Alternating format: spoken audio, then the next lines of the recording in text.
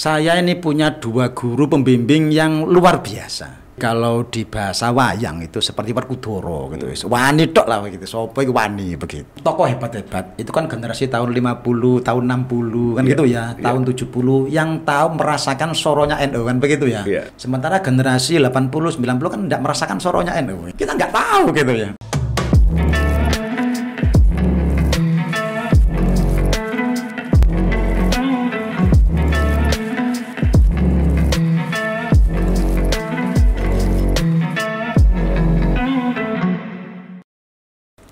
Assalamualaikum warahmatullahi wabarakatuh. Kembali lagi sahabatku Singkong dan Kopi. Hari ini kita bersama-sama dan alhamdulillah melalui ngobrol santai dan bermanfaat Singkong dan Kopi podcast dari Japtim News Media. Hari ini kita akan menghadirkan 2 sekaligus. Satu narasumber dan satu adalah buku yang sangat fenomena di kalangan NU. Bahkan buku ini sampai jauh menggema di United States Amerika. Assalamualaikum, Cak.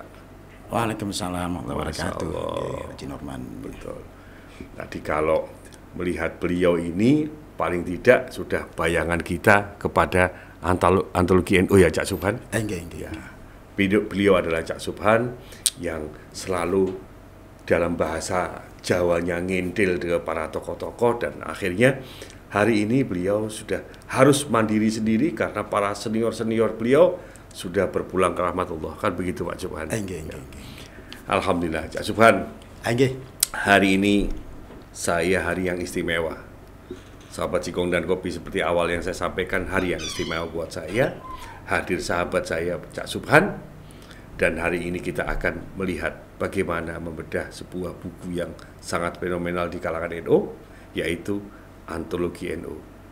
Cak Subhan, ini sekarang sudah harus menerima estafet nih ya.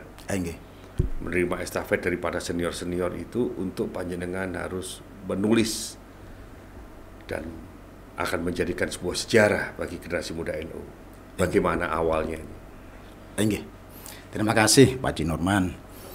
Jadi cerita awal itu sebenarnya bermula ketika Yai Muhid Muzadi ngajak saya bersilaturahmi kepada Pak Haji Sulaiman Fadli di rumah Medokan begitu ya. Kiai Muhid Muzadi. Kakaknya Kiai Hasyim Muzadi. Masya Allah. Ya ini kalau Gus Hakim ini pirso ini yang ada gitu.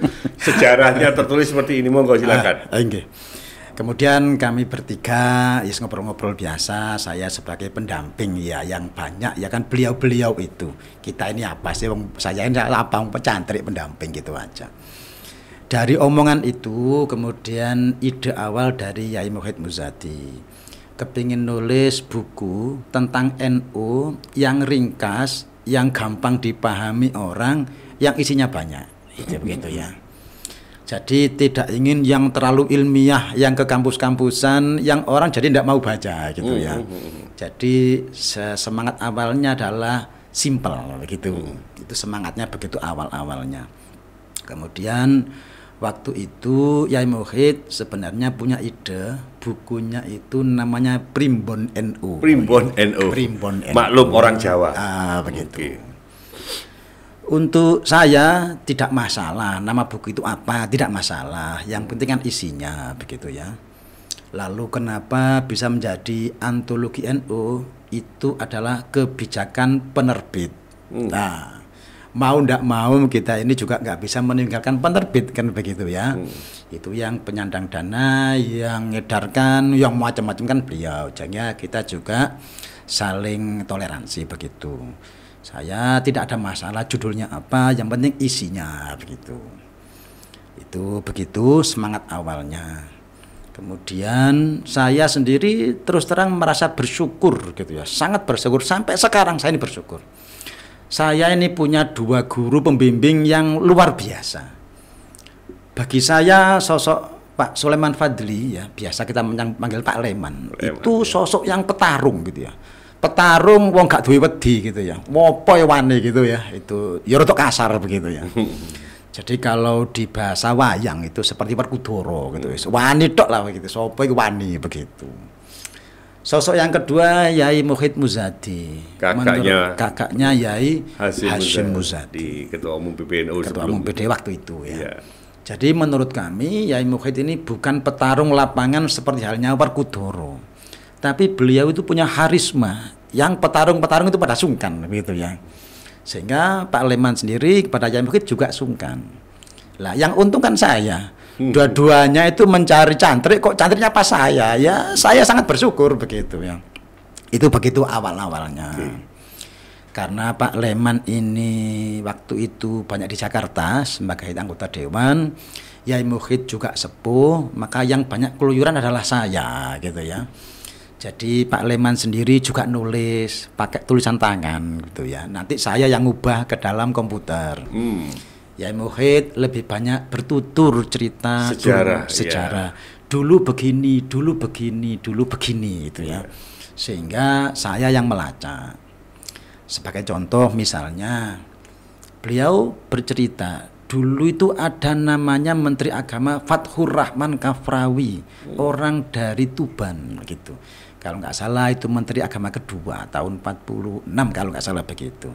Saya harus nyari itu kemana, wong kita itu nggak tahu kan begitu ya. Dicari, ya saya bahkan nyari. Alhamdulillah ternyata ketemu juga putra beliau, namanya Profesor Saladin, dan rumahnya di Sengkaling Malang. Ya saya yang datang ke sana, nyari datanya, nyari foto-fotonya begitu. Atau misalnya dulu ada tokoh NU namanya Kiai Haji Mustain, itu Bupati Tuban yang menjadi ketua Pepermi. Pepermi itu sayap NU semacam Korpri begitu. Dari Tuban kemudian gak jelas kemana jelunturungnya. Saya cari, akhirnya ya ketemu juga ada putrinya yang di Jakarta Timur. Ya saya cari ke sana, ya ketemu juga, itu begitu ya. Saya ini kebetulan bagian keluyuran gitu ya. Atau misalnya ada namanya Komandan Banser yang pertama, namanya Muhammad Zainuddin Kayubi, manggilnya Kayubi, panggilannya begitu ya. Orang banyak tahu Pak Kayubi ini orang hebat dan orang Blitar gitu. Ya saya harus nyari kemana namanya Kayubi ini kan begitu, kan nggak tahu kita. Ya, tanya-tanya, ternyata orang Blitar juga tidak banyak tahu. Karena Pak Kayubi ini ternyata aslinya orang Ponorogo. Jadi beliau Ponorogo, dinas di Blitar, kemudian jadi BPH.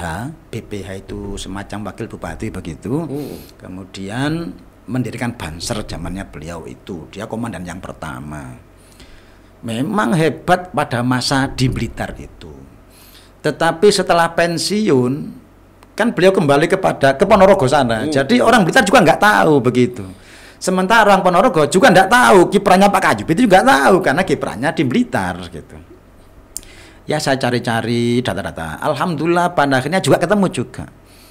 Ya saya ketemu putranya, ketemu istrinya, ketemu adik-adiknya, ketemu rumah aslinya, ketemu rumah yang ditempati dan sebagainya. Itu tugas kami seperti itu, bagian keluyuran begitu. Dan alhamdulillah barokahnya dua orang itu sampai buku ini 2 kali terbit. Saya belum pernah yang namanya mendapatkan halangan yang berarti. Bondone hanya salam. Salam Yai Muhid Muzadi atau salam Pak Sulaiman Fadli. Itu sudah buka semua begitu. Masya Allah. Itu rezeki saya punya 2 guru yang seperti itu. Cak Suman. Jadi antologi NU memang digagas oleh 2 orang ini kan begitu. Kemudian apa sih sebenarnya keinginan beliau harus dibuat buku ini? Apa keinginannya? Jadi seperti semangat awal tadi, Yai Muhid itu kepingin ada buku begitu ya, yang singkat. Orang baca itu gampang gitu ya. Semua kalangan bisa memahami. Tidak harus orang ilmiah, orang kampus dan sebagainya begitu ya. Yang orang baca itu gampang. Jadi semangat awalnya itu begitu. Buku yang isinya banyak, kemudian gampang dibaca, gampang dicerna oleh semua kalangan. Oke, Cak Subhan, kan waktu itu kan sudah banyak juga buku-buku NU yang sejarah-sejarah NU. Nggih. Gimana? Nggih, Mas. Jadi ada teman saya, wartawan senior di Semarang, mengatakan bahwa buku antologi NU ini, yang pertama ini terbit tahun 2006, yang kedua tahun 2010, itu merupakan generasi ketiga buku sejarah NU. Oh. Begitu katanya begitu. Dikategorikan seperti itu ya? Ya. Oke. Jadi kalau memang kedua dan ketiga harus ada yang pertama dong? Oke. Betul, okay. Jadi yang pertama itu Yai Saifuddin Zuhri, begitu ya, itu tahun 60-an, Menteri Agama gitu ya. Yang kedua Cak Anam, Khairul Anam. Cak Anam, betul. Itu tahun 80-an. Iya. Kemudian yang ketiga itu ini. Apakah tidak ada buku yang lain? Ada gitu. Tapi lebih banyak ilmiah ke kampus-kampusan sehingga tidak semua orang bisa mencerna. Sementara ini berangkat dari sejarah ansih gitu ya, dan dari lapangan sehingga nuansanya beda. Sama dengan kalau kita baca bukunya Yai Saifuddin Zuhri, bukunya Cak Anam, itu kan kita baca itu seakan-akan masuk ke dalam dunia kita seolah-olah terlibat. Iya, betul. Artinya begini ya, Sopan, bahwa beliau berdua adalah pelaku sejarah kan. Kalau Pak Sulaiman Fadli itu jelas Ketua IPNU, kemudian Ketua Ansor, Ketua Ansor seluruh Indonesia, Sekretaris NU. Tentunya di era sebelum beliau juga paham siapa-siapa kan begitu.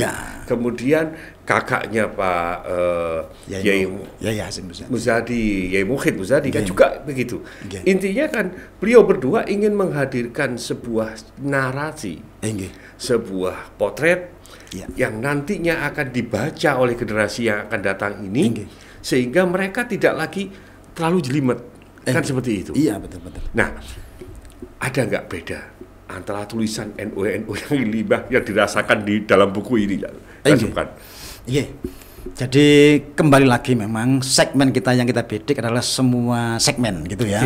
Semua orang bisa baca dengan singkat langsung paham, itu begitu. Arah semangat awalnya itu memang begitu. Jadi waktu itu memang belum ada di antara dua itu kita yang ketiga. Bahkan kami sebagai salah satu penulis ya merasa bersyukur waktu itu ketika buku ini terbit itu menjadi kebanggaan PBNU waktu itu. Jadi saya tahu buku ini sering dibuat hadiah untuk dubes-dubes, untuk menteri-menteri, tamu-tamu yang ke PBNU. Kalau pas muktamar, pas munas, buku ini yang jadi hadiah. Jadi kalau Pak Haji Norman tadi bilang di Amerika itu ada, dipelajari, sangat mungkin karena memang itu hadiah gitu ya dari PB begitu ya. Atau orang sana juga melihat, oh ini ada buku baru, terus cari ya, begitu peluangnya begitu, ngoten. Oke, Cak Subhan, banyak sekali orang ketika membaca buku ini terkejut. Ternyata sejarah-sejarah, ternyata bukti-bukti dan fakta-fakta sangat sederhana dikupas di sini dan disampaikan kepada masyarakat. Masyarakat mudah memahami. Dan lebih lagi, para pelaku-pelaku yang sejarah yang ada di buku ini itu menjelaskan secara gamblang bagaimana PMII, bagaimana IPNU, bagaimana Muslimat, dan langsung yang bersangkutan bercerita akan dari sambung menyambung. Yang ingin kita kupas ini sekarang ya. Kalau tadi dikatakan bahwa buku antologi NU diciptakan secara sederhana, dibuat secara mudah agar masyarakat lebih tahu. Kemudian yang ingin saya, apakah antologi NU ini juga bertujuan untuk menggali kembali sejarah-sejarah yang terkubur? Ya. Betul sekali, Pak Haji. Jadi begini, kita sama-sama di NU itu merasa dokumen tertulis itu jarang gitu ya. Kita merasa itu. Dokumen jarang, kemudian tulis-menulis itu jarang sekali. Kami sendiri ketika melacak itu juga sangat sulit data itu. Rata-rata orang yang saya temui adalah wartawan tahun-tahun 50-an, tahun 60-an, 70-an gitu. Itu banyak yang kami cari ke sana, saya temui. Dia sendiri atau keluarganya. Tapi rata-rata juga tidak punya dokumen, khususnya foto-foto. Mengapa? Rata-rata alasannya adalah karena rumahnya pindah-pindah, bongkar-bongkar sehingga tidak terurus, itu gitu. Jadi begitu semangatnya memang dokumen itu jarang. Alhamdulillah pada saatnya saya juga menemukan dokumen itu di Bidara Cina, Jakarta Timur ya. Jadi ada namanya Pak Ansari Sam. Pak Ansari Sam itu aktivis Pandu Ansor tahun 49, Misi Islam tahun 55 dan terusnya banyak aktif, sangat aktif. Kemudian saya tanya-tanya, aslinya Pak Ansari itu orang mana? Orang Bondowoso. Oke. Bondowoso mana? Kauman. Oke. Saya cari ke sana, ke Bondowoso Kauman. Saya tanya, apa kenal dulu ada orang namanya Ansari Sam? Oh, kenal. Keluarganya di sana. Saya minta dipertemukan. Ditemukan saya ke sana. Kemudian saya sampaikan maksud saya, beliau bisa menerima, kemudian dikasih nomor telepon putra putrinya yang di Jakarta. Diteleponkan dulu bahwa suatu ketika saya akan ke Jakarta mencari data-data tentang beliau. Di sana sudah siap menyambut. Dan betul ketika saya datang ke sana sudah disambut. Kemudian foto-foto dikeluarkan album-album peninggalan beliau. Masya Allah. Yaitu yang kami repro, sehingga foto ini banyak yang di luar tidak ada. Ini ada di sini itu ada. Karena dapatnya dari seperti itu. Oke, Cak Subhan. Yang menarik daripada buku ini adalah bahwa tidak sadar buku ini akan terus to be continue. Dengan temuan-temuan sejarah baru kan begitu.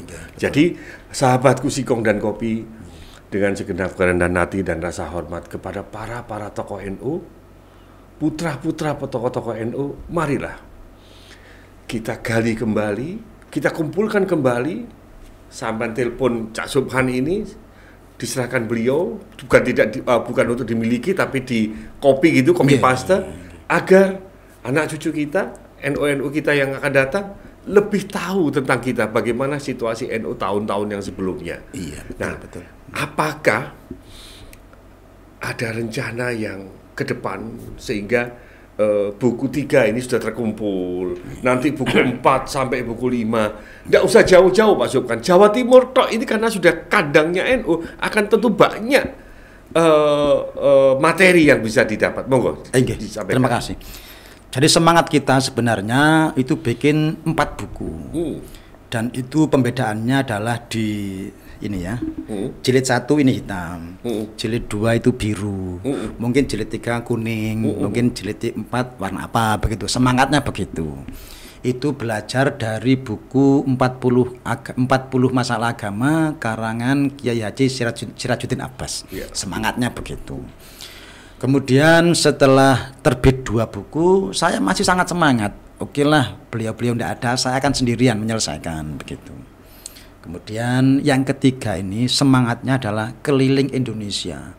Kepingin tahu sejarah masuknya NU di masing-masing provinsi itu seperti apa, tahun berapa, dokumen-dokumennya seperti apa, itu begitu.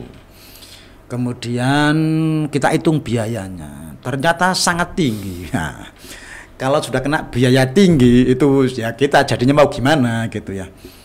Kalau di Jawa kita kelasnya Jakarta, Banten bisa disiasati. Misalnya pesawat mahal bisa kereta, kereta mahal bisa kereta yang murah. Kurang murah lagi gandol-gandol masih bisa lah begitu ya. Tapi kalau sudah luar Jawa, kalau kita naik kapal rugi di waktu, kalau naik pesawat mahal, terus dana itu tidak ada gitu ya.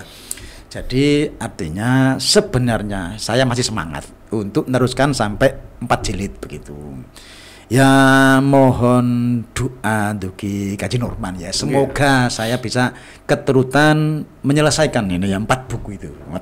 Semoga bisa hasil gitu ya. Insyaallah amin. Cak Subhan, tentunya antologi NU ini akan selalu ditunggu kan begitu. Dan apakah yang ke depan ada inovasi-inovasi baru? Gimana? Sementara gambarannya masih sama ya, di polanya sama ya, tentang sejarahnya, tentang istilah-istilah. Nah, istilah ini penting. Orang NU sendiri kadang-kadang tidak paham dengan istilah NU. Nah, ini pentingnya. Misalnya orang itu nggak ngerti katib itu apa, misalnya begitu ya. Kadang katib kadang ditulis hatib. Nah, mungkin kepingin fasih gitu ya. Kok katib sama ini nggak fasih, di fasih jadi hatib gitu. Padahal tambah salah. Yang betul itu katib. Nah, misalnya gitu ya. Atau rois am, apa bedanya rois dan rois am, misalnya begitu ya. Terus tulisannya bagaimana? Itu begitu. Ini kita apa istilah ya di NU itu kita angkat seperti Ada itu. Surya NU kan. Surya, ada Tanfidiyah, ada lembaga, ada Jangan Syria kan gitu. jangan Syria itu. Nggih, begitu itu penting. Okay. Yang ketiga amaliyah. Amaliyah ini juga penting. Kadang-kadang kita ini ragu gitu ya. Kemudian orang lain berikan, oh itu bid'ah, oh itu gak ada dasarnya dan sebagainya. Terus kita jadi ragu. Lah itu kita muat di situ. Kemudian yang keempat itu uswah. Uswah itu keteladanan. Jadi masing-masing dari tokoh kita itu seperti apa dulu gitu ya. Jadi ini juga saya juga berkesan termasuk ini kantor PWNU yang di Darmo itu kan mulai Betul, Raya Darmo. Itu kan mulai ditempati tahun 59. Betul. Kita kan cari-cari dari mana awalnya itu. Betul. Kok bisa berada di sekeliling para bintang gitu ya. Betul. Selatan itu bintang 2 Pangdam. Utaranya itu bintang 2 Gubernur AAL. Betul. Utaranya lagi bintang 1 Wakapolda. Iya. Timurnya lagi 2 bintang Kapolda dan Pangharmatim. Betul. Jadi di sekelilingnya itu kalau dihitung bintangnya jumlahnya 9. Oh, Masya Allah. 9 itu ya. Jadi sampai sekarang bintangnya itu masih 9. Gitu ya. NU sendiri 9 gitu loh. 9, Kok ya. bisa punya tempat di situ itu dulu bagaimana gitu ya. Oke. Ya, alhamdulillah saya bisa cari-cari, ternyata dulu ada Menteri Perdagangan zaman Pak Karno namanya Rahmat Mulyo Miseno. Dan saya bisa ketemu putrinya di Tangerang sana. Saya cari, ya ketemu juga. Ya alhamdulillah saya sendiri itu pada akhirnya berkesimpulan pokoknya orang itu mau soroh gitu, mau jalan ya, insya Allah akan ketemu itu begitu. Wong temen pasti ketemu Ya, begitu ya, manjada wajad kan begitu. Iya. Ya seperti itu. Kita kan gak nyangka bisa ketemu Mutiara Sani kan juga gak nyangka. Betul. Bisa ketemu Misbah Yusabiran juga gak nyangka. Cak Subhan. Okay. Menurut cerita ketika suka duka panjenengan menulis 2 buku ini dan mengejutkan sekali bagi kami sahabat Sikong dan Kopi, seorang Andi Malarangeng. Okay. Bapaknya ternyata tokoh NU.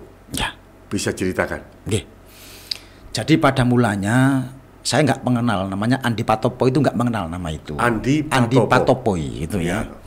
Jadi lengkapnya itu Andi Patopoi Arung Cina. Itu lengkapnya begitu, seorang panglima zaman kerajaan Gowa gitu ya. Kemudian waktu itu saya ke Pak Khalid Mawardi.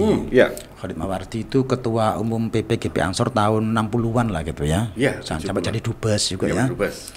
Dari sana dapat cerita saya bahwa pengganti Yai Mustain itu namanya Andi Patopoi, itu Bupati Grobogan. Pengganti sebagai apa itu? Ketua Pepermi namanya. Oh, ya. Pepermi. Kalau saat sekarang mungkin Korpri gitu. Korprinya NU. Korprinya NU gitu ya. Saya harus mencari yang namanya Andi Patopoi. Ini siapa? Orang Makassar jadi bupati Grobogan. Ya.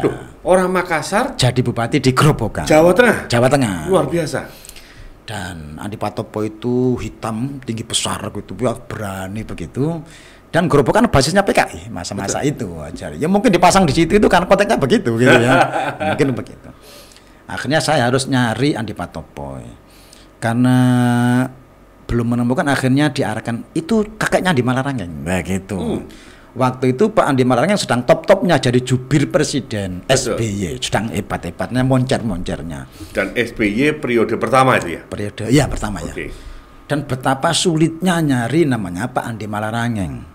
Saya minta nomor Bu Khofifa waktu itu DPR pusat, dikasih nomornya Andi Malarangeng. Saya minta nomor dari Pak Slamet Effendi, dikasih nomornya. Saya minta nomornya dari Pak Mas Duki Baidawi, dikasih. Kemudian dari Pak Ikhwan Sam, Sekretaris Jenderal MUI, dikasih. Intinya nomor itu ada, tapi gak pernah respon sama sekali. Gak pernah diangkat. Gak respon itu. Astagfirullah, ya opo itu begitu ya. Saya juga bingung gitu ya. Tapi kembali lagi, ketika orang itu gak putus asa, jalan itu ada gitu ya. Sampai suatu ketika ngerespon, ya kita tunggu besok di lapangan tenis Senayan. Lapangan tenis Senayan. Iya, jam 7 pagi. Bayangkan janjinya begitu. Ini lapangan tenis Senayan yang mana? Ini kan Senayan luas nih. Lah jangan begitu ya. Saya juga begitu. Saya juga nggak tahu namanya lapangan tenis Senayan itu yang mana juga nggak tahu. Namanya orang berikhtiar ya kita cari terus begitu ya. Sampai kemudian jam 7 pagi saya sudah nyampe di lapangan tenis. Yang menurut saya itu adalah lapangan tenis Senayan. Ternyata saya cari, ternyata orangnya tidak ada. Iya. Saya telepon, kemudian dia mengatakan mohon maaf tidak jadi datang karena ada kegiatan yang lain. Mohon maaf gitu. Udah ya sudah, mau gimana lagi gitu ya. Belakangan saya lihat sendiri, ternyata saya sendiri itu juga di lapangan tenis bukan Senayan, tapi lapangan tenis Hotel Sultan gitu ya. Kita nggak tahu gitu ya. Itu begitu. Kemudian dari situ putus lagi dengan Pak Andi Malarangeng. Siang waktu itu saya ketemu Pak Rozi Munir. Pak Rozi Munir waktu itu sudah jadi dubes Qatar tapi belum berangkat. Kami ketemu di Jalan Surabaya, ngobrol-ngobrol. Saya sampaikan, Pak Rozi, saya tawasul, saya mau kepingin Pak Andi Malarangeng gitu ya. Ditelepon Pak Andi, ini orang saya, tolong ditemui, namanya Subhan gitu ya. Ya sudah, langsung ditunggu. Padahal Pak Andi itu sudah mau ke Cikeas, ke rumahnya Pak Presiden. Akhirnya nunggu saya. Jadi beliau sendiri terlambat ke Cikeas gara-gara nunggu saya. Saya datang itu mobil sudah mengarah ke jalan, semua pintu sudah buka. Begitu saya datang, tas saya langsung ditaruh, langsung berangkat begitu ya ke Cikeas. Saya baru sekali itu ke Cikeas, kita agak bisa bayangkan ruwetnya Cikeasan begitu ya. Di pintu gerbang saya lihat banyak wartawan tuh engkel-engkelan sama penjaga gitu ya. Kemudian sementara saya yang pakaian seadanya, karena ikut Pak Andi ya masuk aja gitu ya. Dan ketemu Pak SBY ya di dalam waktu itu. Jadi inilah pentingnya tawasul gitu ya. Orang lain nggak bisa masuk, saya bisa masuk karena tawasul ada yang bawa itu. Tadi ternyata singkatnya kakeknya Andi Malarangeng ini adalah seorang pengurus daripada Banom NU zaman itu kan ya. Gitu. Jadi begini, Pak Andi ini punya kakek namanya Andi Patopoy. Ini ketua Pepermi, pengurus NU, Bupati Grobogan. Itu namanya Andi Patopoy Arung Cina. Punya menantu namanya Andi Malarangeng. Oh. Jadi Andi Malarangeng itu bukan namanya beliau loh ya, itu nama orang tua itu. Nama orang tua. Andi Malarangeng ini wali kota. Wali kota Parepare kalau nggak salah itu begitu. Sementara Andi Malarangeng namanya adalah Andi Alivian Malarangeng. Jadi begitu. Jadi baik bapaknya ataupun kakeknya itu adalah tokoh NU, tokoh di Makassar sana. Termasuk barokahnya nulis buku ini, saya juga datang ke keluarganya Pak Yusuf Kala di rumah yang dekat Masjid Raya itu. Ketemu adik-adiknya di pusat bisnisnya, ada Fatimah Kala, ada Nur Aini Kala, ada macam-macam. Ya barokah dari nulis itu. Keliling-keliling sampai ke Kerajaan Goa, ke masjid-masjid tua, ke makam Pangeran Diponegoro dan sebagainya. Itu artinya barokah. Betapa kayanya NU waktu itu dan betapa pentingnya buku ini mampu merekam semua kejadian. Nah, kemudian adakah sesuatu yang sangat berkesan dari dua orang ini, almarhum Sulaiman Fadli dan almarhum Pak Muhid, tentang yang kaitannya dengan buku ini yang paling panjenengan sangat ingat sekarang sampai sekarang?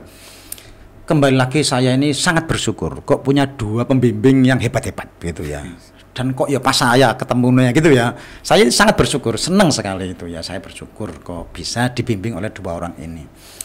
Kemudian inilah kelebihannya orang tua itu, mereka itu anggaplah kurang bisa bergerak, tapi kan pikirannya tahu jangka panjang itu ya, jangka panjang. Ini penting, dokumen ini penting gitu, sehingga punya pikiran begitu. Ini kan luar biasa ini. Sekalipun eksekusinya dari saya, tapi yang punya ide itu kan beliau-beliau. Dan mereka mendampingi, membimbing dan mengarahkan. Mengarahkan, ya ikut nulis juga. Ikut nulis juga. Ikut nulis juga, ya begitu. Jadi ini luar biasanya begitu. Ya kembali lagi mendampingi, mengawal, yang ngoreksi begitu. Ya alhamdulillah saya sangat-sangat senang. Ya artinya ada nggak momen-momen tertentu yang panjenengan nggak bisa lupakan itu, yang sampai sekarang panjenengan selalu ingat kejadian itu bersama dengan beliau berdua? Ya kembali lagi misalnya kalau ke Jakarta. Ya Mbak Bondonya kan salam gitu, salam dua-duanya gitu Oh. ya. Atau misalnya saya mencari tokoh, ternyata beliau itu punya saudara di sana gitu ya. Itu disambungkan. Iki nanti akan datang namanya ini, tolong diramut anak ini begitu. Diramut anak ini. Begitu. Ya begitu, sangat berkesan bagi saya itu. Termasuk ini yang kedua, penulisan buku ini waktu itu. Buku kedua nih ya. Buku kedua ya. Iya. Buku pertama saya ini sering kesulitan untuk merepro foto-foto. Karena repro yang bagus itu kan juga menggunakan alat yang bagus. Kemudian saya membutuhkan kamera DSLR gitu ya, supaya repronya jadinya bagus. Iya. Dan itu difasilitasi oleh Yai Muhid. Dibelikan gitu ya. Masya Allah. Saya mengatakan baik, akan saya cicil ini begitu, bahwa ini dibelikan akan saya cicil sebagai utang. Dijawab tidak usah dicicil karena tidak diutangi, ini dikasihkan gitu. Itu begitu. Dihibahkan. Ya alhamdulillah saya kembali lagi merasa beruntung. Saya ini punya kenang-kenangan dari 3 tokoh ya. Oke. Dari Yai Muhid Muzati saya ini punya kenang-kenangan kamera DSLR D45. Yang kedua dari Cak Anam, saya ini punya kenang-kenangan mesin ketik Brother yang manual. Cetak gitu ya. Sampai sekarang saya lestarikan, saya simpan. Okay. Yang ketiga dari Pak Nuh, saya ini dikasih laptop dan sampai sekarang saya abadikan, saya rawat gitu ya. Ya alhamdulillah, kembali lagi saya ini bersyukur orang seperti saya kok dipercaya seperti itu. Ngoten, Pak Haji. Oke. Pak Subhan, tentunya ke depan kita mengharapkan bahwa antologi NU itu akan selesai, akan tuntas sesuai dengan keinginan beliau berdua, yaitu jilid 1, jilid 2, 3 dan 4. Kalau jilid 1 ini fokusnya kemana? Jadi sama, jilid 1, jilid 2 isinya itu sama gitu ya. Sejarah, kemudian istilah, kemudian amalia, kemudian uswah, itu sama. Jadi yang belum masuk di jilid 1 dimasukkan di jilid 2. Nanti andaikan belum masuk ya dimasukkan di jilid 3. Itu begitu, gambarannya akan begitu formatnya. Baru ke jilid 4 keempat. Kira-kira ke depan ini, kita bicara ke depan, tentunya kita masih bicara sejarah atau kita akan bicara tentang yang lain. Ya, kadang juga kerepotan begitu ya. Gini, istilah apalagi yang belum masuk kan sudah semuanya kan begitu. Hampir semuanya sudah gitu ya. Paling-paling perkembangan ini kan buku terbit terakhir tahun 2010. Sekarang 2022 ada istilah lah begitu yang berapa ini 12 tahun ya. 12 Hanya tahun. Itu. Kita juga sempat kepikir kalau semua sudah ditulis, semua dokumen sudah dimunculkan, mau tulis apa gitu ya. Ya. Bisa jadi nanti akan mengarah ke dokumen gitu ya. Dokumen-dokumen hasil-hasil muktamar, hasil-hasil munas yang penting-penting yang belum muncul. Sebagai contoh misalnya pengkaderan. Itu kan sudah muncul pengkaderan namanya PKPNU tahun 2012 sampai sekarang berlaku. Itu kan belum masuk. Atau misalnya pengkaderan namanya MKNU itu belum ada. Atau misalnya sekarang di Ansor itu ada namanya Rijalul Ansor, dulu belum ada, sekarang ada, dan begitu-begitu. Tapi prinsipnya insya Allah akan selalu ada. Cak Subhan, tentunya antologi NU ini akan berkejaran dengan waktu. Karena semakin tidak bergerak, maka bukti sejarah ini akan semakin tertutup. Betul. Dengan waktu. Betul. Kemudian tokoh-tokoh berpulang ke rahmatullah, begitu. Betul. Bahkan yang lain. Betul. Bagaimana menurut panjenengan? Betul sekali. Inilah beratnya penulis sejarah gitu. Inilah beratnya penulis sejarah. Gitu.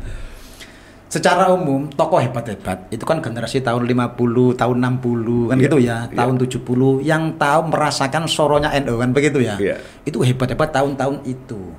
Sementara generasi 80, 90 kan tidak merasakan soronya NU, itu begitu. Kemudian beliau-beliau itu sudah banyak yang wafat gitu. Kemudian anak sendiri itu kadang tidak nyambung dengan pikiran orang tua karena begitu. Sehingga prinsipnya lebih cepat, lebih baik. Itu begitu prinsipnya. Betul. Begitu. Malah saya dulu pernah diberi masukan pada ya senior bilang begini. Han, yang cepetan iku, yai iku lho umure 94 lho, hati-hati kan lho ya begitu ya. Masya Allah.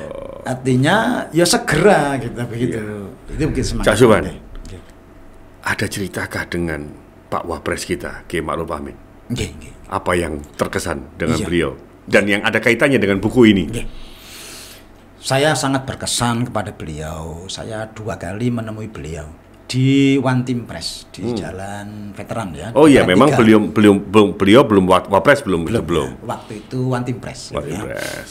Yang pertama secukupnya pertemuan itu. Yang kedua karena ada yang panjang perlu dibicarakan sehingga saya diajak pulang.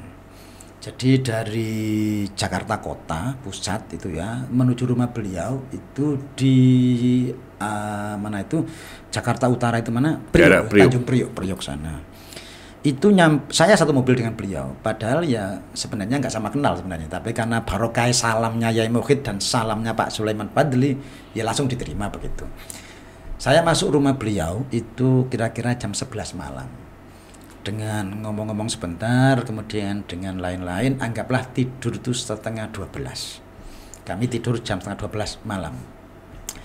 Jam 2 dini hari, saya ini kepingin ke kamar kecil gitu ya. Ternyata saya dengar Yai Ma'ruf Amin itu menyimak istrinya yang sedang mengaji. Masya Allah. Saya bayangkan seharian bekerja baru tidur jam setengah 12, jam 2 itu nyimak mengaji ya. Betul. Kemudian, Hanya 2 jam istirahat. lah ya saya juga heran juga. Kok Mungkin lanjut tahajudnya sampai subuh. lah, Baru memang gitu. saya juga heran begitu. Saya lihat putrinya yang waktu itu mahasiswi kedokteran jam 2 itu sedang belajar gitu. Saya juga sangat heran kok begitu ya. Habis subuh ya sudah kami sama-sama pergi lagi ke kota. Jadi saya ikut pada beliau Untuk ngisi ini ya, untuk buku antologi ini ya. Jadi begini. Apa waktu itu yang beliau masukkan ke buku antologi ini? Ya banyak, bagaimanapun beliau ini kan aktivis ya, mulai tahun 67-an. Iya. Beliau ini kalau nggak salah ketua Ansor Jakarta Utara tahun 65-an. Masya Allah. Hebat. Jadi sebenarnya petarung mulai muda sebenarnya begitu. Hebat beliau itu ya. Kan orang Banten gitu ya. Iya, iya. Jadi Kiai Ma'ruf Amin, wakil presiden kita, beliau pernah jadi ketua Ansor di Jakarta Utara. Jakarta Utara. Tahun 60-an. Masya Allah. Dan begini Pak Jeliman, Pak Jinorman. Jadi begini, ada yang menarik dari penulisan buku ini. Kita ini banyak menggunakan metode backpacker gitu ya. Backpacker itu coro Jawa ini kan bonek kan begitu ya. Iya. Bonek. Ya sudah, pokoknya punya sangu berangkat dan pulang. Ya sudah berangkat gitu aja. Tidur di mana apa katanya gitu ya. Wallahualam bisawab gitu ya. Makanya saya pernah tidur di rumahnya Yai Ma'ruf Amin, tidur di rumahnya Pak Ruzi Munir, tidur di rumahnya Pak Andil Mararangeng, di Pak Ikhwan Sam, Pak Selamat Effendi, macam-macam. Saya tidur di mana saja. Dan saya bersyukur saya ini diberi tubuh kuat. Dalam arti kuat itu seneng keluyuran, tidak gampang sakit. Kedua mangan sembarang doyan gitu, apa saja masuk dan tidur di mana saja bisa. Itu ya saya syukuri itu, memang itu termasuk bagi saya kelebihan gitu ya, rotok bodek lah begitu ya. Itu semangatnya begitu waktu itu. Oke, Cak Subhan, sahabat-sahabatku singkong dan kopi, paling tidak hari ini kita juga ingin menulis sebuah sejarah. Karena bagaimanapun juga bahwa apa yang kita lakukan hari ini akan dilihat besok. Apalagi saat ini di era digital, tentunya sahabat-sahabatku singkong dan kopi, jejak digital itu tidak akan mungkin hilang. Kami ingin memanfaatkan itu secara positif, kan gitu ya, kan? Bahwa kami ingin mendorong dan ingin menunjukkan kepada audiens kita bahwa ada buku antologi NU, ada persahabatan antara Sulaiman Fadli dengan Pak Kiai Mukhid Muzadi dengan panjenengan, ada perjalanan dan lain sebagainya yang akhirnya lahirlah buku-buku ini. Buku antologi NU 1 dan buku antologi NU 2. Yang harapan kita dan mudah-mudahan kita Allah ridho ya, Subhan. Dari pertemuan ini, dari podcast ini, maka lahir nanti akan terdorong minimal lahir buku 3 dan ke-4. Amin. Monggo, Pak Subhan, closing statement silakan. Monggo. Oke, terima kasih sangat Pak Haji yang memfasilitasi saya ya. Jadi sebagaimana yang kita pahami sebenarnya dokumentasi kita ini lemah begitu ya, secara umum begitu ya. Sekarang sudah banyak muncul generasi-generasi penulis. Nah, lah itu mari semuanya nulis, kita dokumentasikan begitu ya. Sebab yang dikenang kita itu adalah tulisannya nanti itu, bukan ceritanya gitu ya. Jadi tulisan itu andaikan seperti burung itu talinya gitu. Kalau nggak ada talinya ya burungnya hilang. Begitu. Betul. Jadi para imam, para tokoh dulu punya pengikut, punya jamaah itu karena ada karya tulisnya. Sementara para tokoh yang tidak punya karya tulis, dia selesailah sampai di situ. Begitu. Terima kasih Cak Subhan. Jangan lupa ini pertemuan bukan yang terakhir, tapi ini pertemuan yang pertama untuk menuju pertemuan-pertemuan yang berikutnya. Paling tidak lain zakartum la azidannakum wa in kafartum inna adzabi lasyadid. Teruslah kita bersyukur. Sudah lahir 2 buku ini, tapi semangat kita untuk melahirkan buku ketiga dan buku keempat, dan semangat kita untuk mengabdi kepada Nahdlatul Ulama. Wassalamualaikum warahmatullahi wabarakatuh. Waalaikumsalam. Salam singkong dan kopinya begini. Sip. Ya. Wah.